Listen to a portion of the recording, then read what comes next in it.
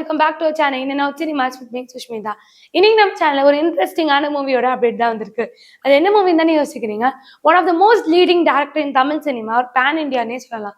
யாருன்னு தானே யோசிங்க, டேரக்டர் சங்கர் அவர்கள்.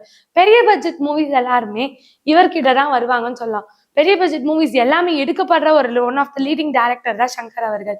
இவர் எந்திரன் 1 இருக்கட்டும், இல்லை 2.0 இருக்கட்டும், இது எல்லாத்துலயுமே படம் எல்லாமே ஹிஸ்டரி படத்துக்கு தான் மோஸ்ட்லி நிறைய செலவு பண்ணுவாங்க. ஆனா இவர் ஃபியூச்சர் சென்ட்ரிக் மூவிஸ்க்கு நிறைய செலவு பண்ணுவாரு. ரோபோட்ஸ் வச்சா இருக்கட்டும், இவரோட கதைக்களமே ஒரு மாதிரி டிஃப்ரெண்டா இருக்கும். இந்த மாதிரி ஒரு பெர்ஸ்பெக்டிவ் இருக்குமா? கரண்ட் டெக்னாலஜி வச்சு நிறைய விஷயங்கள் பண்ணுவாரு. இதை தொடர்ந்து இவர் நிறைய படங்கள் பண்ணிட்டு வர்றாரு. ஒன் ஆஃப் த லீடிங் இதுன்னே சொல்லலாம். இவர் பாட்டுக்காகவே பல கோடி செலவு பண்ணுவாரு. பாட்டு 5 நிமிஷம் தானே, இதுக்கே இவ்வளவு செலவு பண்றீங்க? இந்த மாதிரி நிறைய கொஸ்டின்ஸ் எல்லாம் வரும். நான் ஒரு படம் எடுத்தேன்னா அது கமர்ஷியல் ஃபிட்டாவும் இருக்கணும், அதை தாண்டி ஒரு கருத்தும் இருக்கணும், இந்த மாதிரி சொல்லுவாரு. இவருடைய கெரியர்ல ரொம்ப இம்பார்ட்டன்டான மூவி தான் இந்தியன் 1 தொடர்ந்து இப்ப இந்தியன் 2 எடுத்துட்டு இருக்காரு, நம்ம எல்லாருக்கும் தெரியும். இதை தொடர்ந்து அவர் எந்த அளவுக்கு கான்பிடண்டா இந்தியன் 2 எடுத்தாருன்னா, இந்தியன் 3 ஷூட்டிங் முடிச்சுட்டாரு.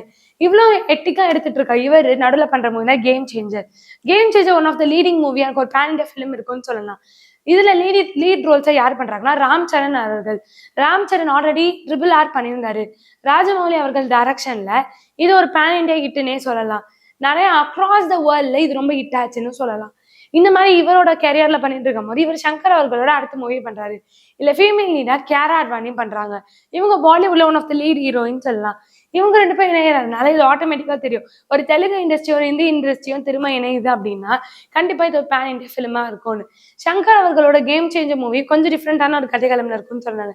இதை பத்தி நிறைய கருத்துக்கள் நிறைய ஆக்ட்ரஸே சொல்லியிருக்காங்கன்னு சொல்லலாம். இதுக்கு நானே அதிகமா எக்ஸ்பெக்ட் பண்றேன்னு கமல்ஹாசன் அவர்களே சொல்லியிருக்காரு. கேம் சேஞ்சரோட ரிலீஸ்க்காக எல்லாம் வெயிட் பண்றோம்னு சொன்னாங்க. இந்த மாதிரி நடந்துட்டு இருக்கும்போது கேம் சேஞ்சரோட ஷூட்டிங் ஆல்ரெடி ஆரம்பிச்சிட்டாங்க. ராம் சரணோட என்டையர் போர்ஷன்ஸும் முடிஞ்சிருச்சு. இதுக்கப்புறம் இதுல இருக்க ரிமைனிங் காஸ்டோட ஆக்டிங் தான் இருக்குன்னு சொல்லியிருந்தாங்க. ரிமைனிங் காஸ்ட் எல்லாமே 15 நாள் ஷூட்டிங் தான் நடக்க போகுது. மோஸ்ட்லி இது 2024 இல்ல 2025ல ரிலீஸ் பண்ணிடுவோம் அப்படின்னு சொல்லியிருக்காங்க. சங்கர் அவர்களோட படம் ரொம்ப பெரிய ஒரு எக்ஸ்பெக்டேஷன்ஸ் இருக்கும். இந்த படத்துக்கு ரொம்ப பெரிய ஒரு எக்ஸ்பெக்டேஷன்ஸ் இருக்குன்னு சொல்லலாம். இதை பத்தி நீங்க என்ன நினைக்கிறீங்க? மறக்காம கீழே கமெண்ட் பண்ணுங்க. இந்த மாதிரி இன்ட்ரெஸ்டிங்கான சினிமா அப்டேட்ஸ்க்கு மறக்காம சினிமாவை லைக் பண்ணுங்க, ஷேர் பண்ணுங்க, கமெண்ட் பண்ணுங்க, மறக்காம சப்ஸ்கிரைப் பண்ணிடுங்க.